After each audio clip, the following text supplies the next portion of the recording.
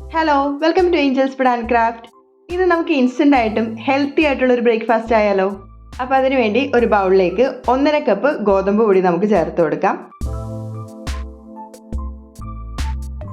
അതോടൊപ്പം തന്നെ 1/4 കപ്പ് തേങ്ങ ചിരകിയത് കൂടി നമുക്കിതിലേക്ക് ചേർത്ത് കൊടുക്കാം. കൂടെ തന്നെ ഒരു വലിയ സവാളയുടെ പകുതി ഇതുപോലെ ചെറുതായിട്ട് അരിഞ്ഞെടുത്തിട്ടുണ്ട്, അതുകൂടി നമുക്ക് ചേർത്ത് കൊടുക്കാം. കൂടെ തന്നെ 2 പച്ചമുളക് ചെറുതായിട്ട് അരിഞ്ഞത് കൂടി നമുക്കിതിലേക്ക് ചേർത്ത് കൊടുക്കാം. ആവശ്യത്തിന് ഉപ്പ് കൂടി നമുക്ക് ഈ സമയത്ത് ചേർത്ത് കൊടുക്കാം. കൂടെ തന്നെ 1 ടേബിൾ സ്പൂൺ ഓയിൽ കൂടി നമുക്കിതിലേക്ക് ചേർത്ത് കൊടുക്കാം. ഇനി നമുക്ക് ലാസ്റ്റായിട്ട് ഇതിലേക്ക് വെള്ളം ചേർത്ത് കൊടുക്കാം. ഒരു പകുതി വെള്ളം ചേർത്തിട്ട് നമുക്കിത് നല്ലപോലെ ഒന്ന് കുഴച്ചെടുക്കാം. എന്നിട്ട് നോക്കിയിട്ട് ആവശ്യത്തിന് വെള്ളം നമുക്ക് ചേർത്ത് കൊടുക്കാം.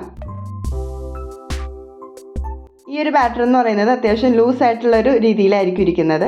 ഞാനിവിടെ 1.25 കപ്പ് വെള്ളമാണ് മൊത്തത്തിൽ ചേർത്ത് കൊടുത്തിരിക്കുന്നത്. നമ്മൾ എടുക്കുന്ന ഗോതമ്പൊടി വ്യത്യാസം ഉണ്ടെങ്കിൽ അതനുസരിച്ച് കുറച്ച് കൂട്ടിയും കുറച്ചൊക്കെ വെള്ളം ചേർത്ത് കൊടുക്കേണ്ടി വരും. ഈ ഒരു കൺസിസ്റ്റൻസിയാണ് നമ്മുടെ മാവിന് വേണ്ടത്. ഈ ഒരു മാവ് എന്ന് പറയുന്നത് കുഴച്ച് വെക്കേണ്ട ആവശ്യമൊന്നുമില്ല, നമുക്ക് നേരെ ഇത് ചുട്ടെടുക്കാം. ഫ്ലെയിമിൽ പാൻ വെച്ച് ചൂടായി വരുമ്പോഴേക്കും അതിലേക്ക് 1 ടീസ്പൂൺ എണ്ണ ഒന്ന് ചേർത്ത് ഇതേപോലെ ഒന്ന് സ്പ്രെഡ് ചെയ്യുന്നുണ്ട്. ഈ കയ്യിൽ കുറച്ചൊന്ന് വെള്ളം നനച്ചതിന് ശേഷം ഇതേപോലെ മാവ് കുറച്ചെടുക്കാം. എന്നിട്ട് നമുക്ക് പാനിലേക്ക് ഡയറക്റ്റ് ചേർത്ത് കൊടുക്കാം. നമ്മൾ കൈ കൊണ്ട് തന്നെയാണ് ഇത് പരത്തി കൊടുക്കുന്നത്. അപ്പോൾ വീണ്ടും വെള്ളത്തിലൊന്ന് കൈ നനച്ചതിന് ശേഷം ഇതൊന്ന് നമുക്ക് പരത്തി കൊടുക്കാം. കൂടുതൽ കട്ടിക്ക് വേണമെന്നുണ്ടെങ്കിൽ അതനുസരിച്ച് മാവ് എടുത്താൽ മതിയാകും.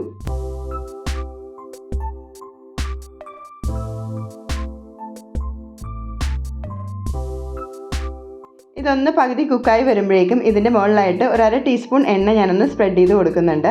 ഇതേപോലെ എണ്ണ ചേർത്ത് കൊടുക്കണമെന്ന് നിർബന്ധമില്ല. നമുക്കൊരു വശം ആയി കഴിയുമ്പോഴേക്കും ഇതൊന്ന് മറിച്ചിട്ടും കുക്ക് ചെയ്തെടുക്കാം. ഈ സമയത്തൊക്കെ നമ്മൾ മീഡിയം ഫ്ലെയിമിൽ വെച്ചാണ് കുക്ക് ചെയ്തെടുക്കുന്നത്. 2 വശവും നമുക്ക് നല്ലപോലെ ഒന്ന് മൊരിയിച്ചെടുക്കാം.